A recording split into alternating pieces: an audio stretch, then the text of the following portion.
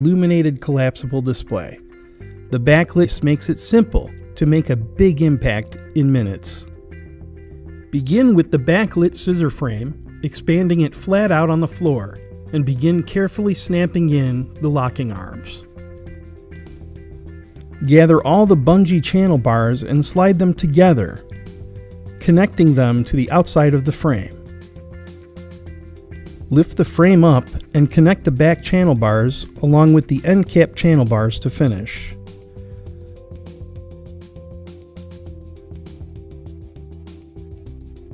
Attach the stabilizing bases on the frames that are 3 quads high or taller. Secure them by sliding them into place. Gather all the lighting strips and align so that they are over each X of the frame. Then pull the spring-loaded clip apart to fit onto the X.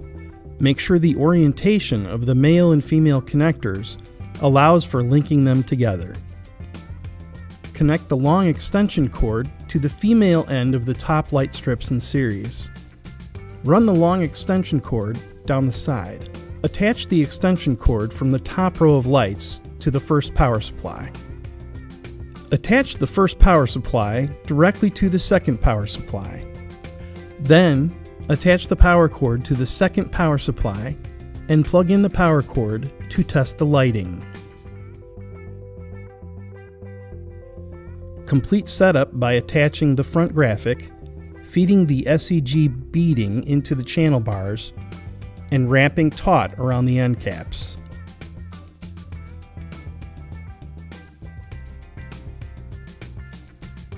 Attach the opaque liner to the back of the frame. Plug in to illuminate.